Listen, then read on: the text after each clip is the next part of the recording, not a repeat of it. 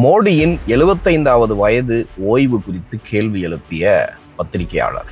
முகம் சுருங்கி போன அமித்ஷா. $5 டிரில்லியன் அளவிற்கு இந்திய எக்கானமியை வளர்க்கிற வரைக்க மோடிக்கு ஓய்வு என்பதே இல்லைன்னு சூசகமாக RSS அமைப்புக்கு எதிராக அமித்ஷா பேசியிருக்கிறாரா? இன்னும் பாஜகவினுடைய தலைவர் பதவி நியமிக்கப்படல. JP நட்டாவே தொடர்கிறார்.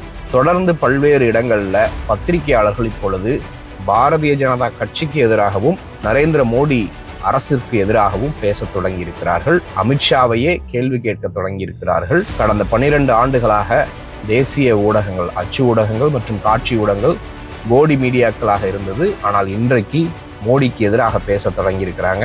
75 வயது வரம்பு மோடியும் அமித்ஷாவும் தான் 2014 அழுத்தமாக கொண்டு வந்தாங்க. அதை வச்சு பல முன்னாள் தலைவர்கள் எல்லாரையும் கலட்டி விட்டாங்க. இப்பொழுது அது பூமராங்காக அவர்கள் பக்கமே திரும்பி இருக்கிறது. இதை பற்றிய ஒரு விரிவான செய்தியை இந்த வீடியோவில் நம்ம பார்க்க போறோம்.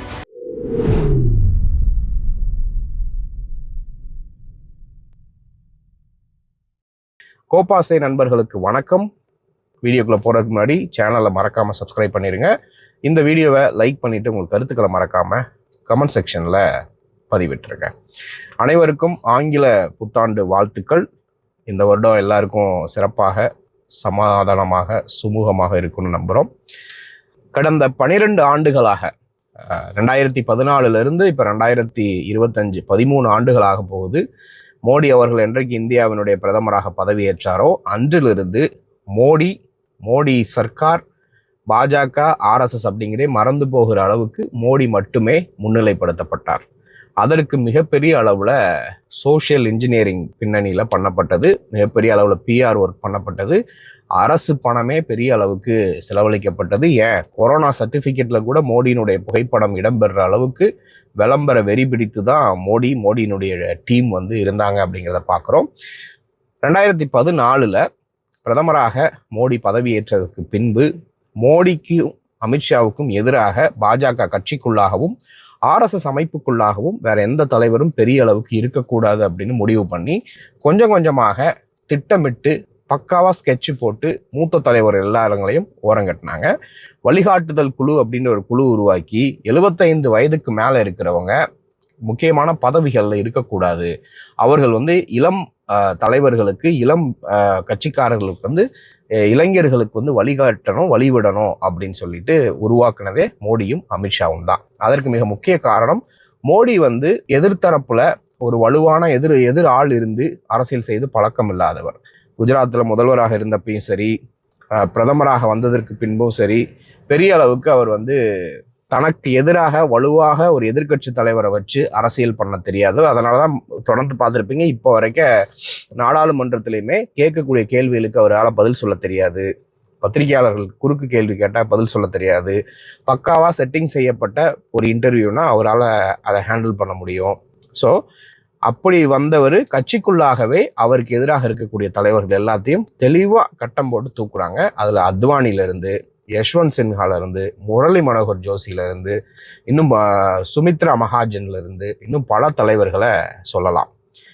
இன்னைக்கு இருக்கக்கூடிய சிவராஜ் சிங் சௌஹான் வரைக்க, கல்யாண் சிங் வரைக்க பல தலைவர்களை சொல்லலாம். இந்த கல்யாண் சிங், சுமித்ரா மகாஜன், அதுக்கப்புறம் இன்னும் பல தலைவர்கள் முரளி மனோகர் ஜோஷி, அத்வானி, இவங்க எல்லாரும் சேர்ந்து பாஜக கட்சியை உருவாக்கி மோடி கையில் கொடுத்து மோடியை பிரதமராக்கின உடனே மோடி எல்லாரையும் எத்தி தள்ளி விட்டுட்டு இதுக்கப்புறம் எவனுக்கும் பதவி கிடையாது, நானும் அமித்ஷாவும் மட்டும்தான், நாங்கள் வைக்கிறது தான் சட்டம் அப்படிங்கிற மாதிரியான சுச்சுவேஷன் தான் இப்போ மாறி நிற்கிது.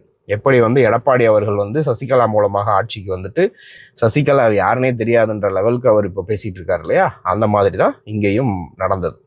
கிட்டத்தட்ட எல்லா மூத்த தலைவர்களும் மோடி ஆட்சிக்கு வந்ததற்கு பின்பு ப்ரெஸ் மீட்ல இருந்து எந்த சீன்லையுமே இல்லாத அளவுக்கு பண்ணிட்டாங்க அப்படிங்கிறத பார்க்குறோம். எப்படி முன்னாள் துணை குடியரசுத் தலைவர் ஜெகதீப் தன்கர் அவர்கள் திடுதிப்புன்னு காணாமல் போனார் இல்லையா, ஒரே நாள் தான், ஒரு நாள் நைட்டில் அவர் அப்படியே சைலண்ட் ஆனார், அடுத்த நாள் ரிசைன் பண்ணார்.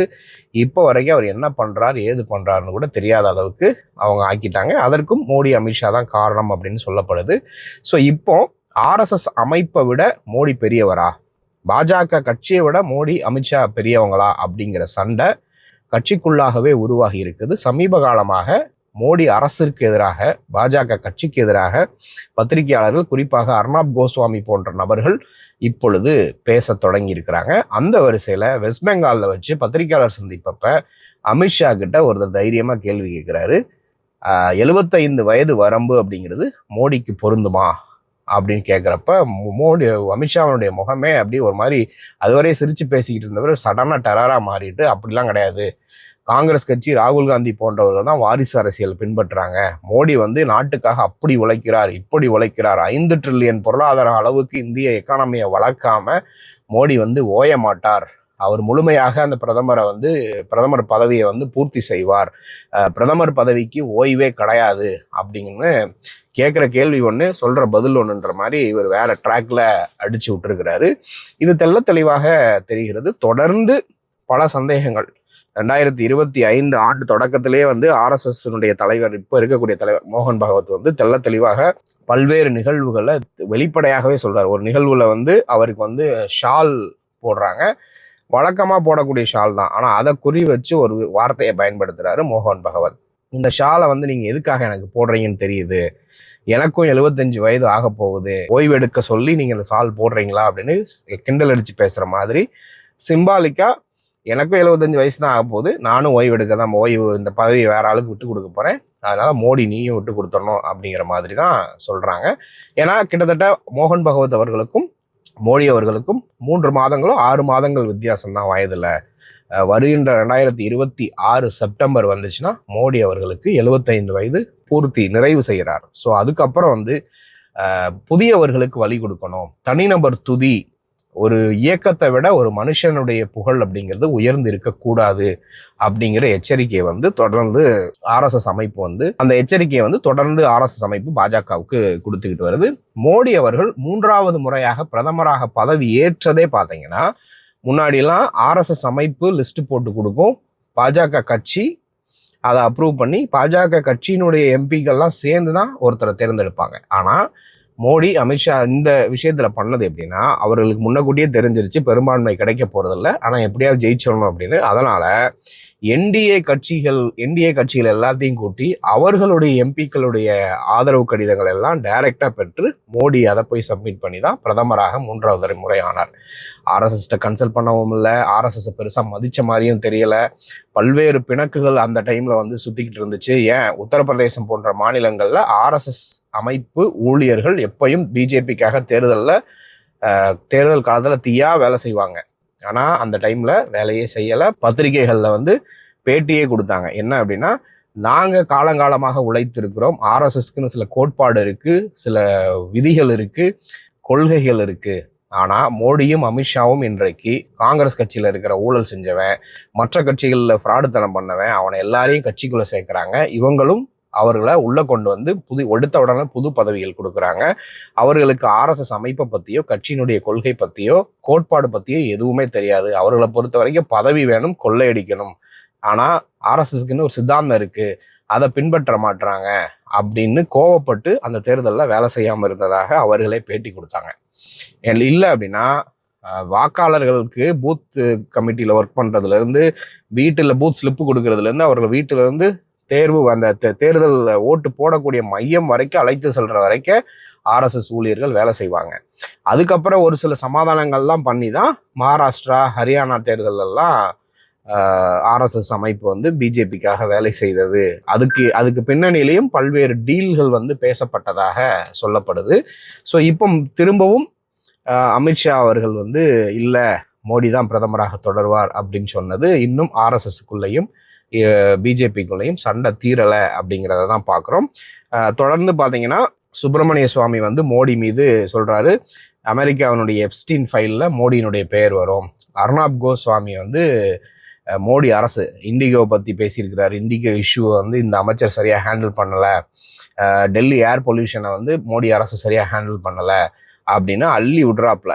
இப்படி தொடர்ந்து பல விஷயங்கள், இது 2 பிரைமான விஷயம், இன்னும் பல விஷயங்கள்ல ஆராவல்லி விஷயத்துல பேசினாரு, இன்னும் பல விஷயங்கள்ல அர்னாப் கோஸ்வாமி டைரக்டா மோடி கவர்மெண்ட்டை அட்டாக் பண்றாரு. இதுல பெரும்பாலும் அரசியல் திறனாய்வாளர்கள் சொல்லக்கூடிய விஷயம் என்னன்னா, ஆர்எஸ்எஸ் தன்னுடைய கேமை ஸ்டார்ட் பண்ணிருச்சு. ஆர்எஸ்எஸ் மோடிக்கு மிக முக்கியமான விஷயமா கருதுறது என்னன்னா அவருடைய இமேஜ் தான், அவருடைய பிஆர் தான். மக்கள் மத்தியில் சோஷியல் மீடியா மூலமா பத்திரிகை மூலமா கடந்த 10 ஆண்டுகள்ல அவங்க பில்டு பண்ணி வச்சிருக்கிற இமேஜை கொஞ்சம் கொஞ்சமா உடைச்சிருவோம்.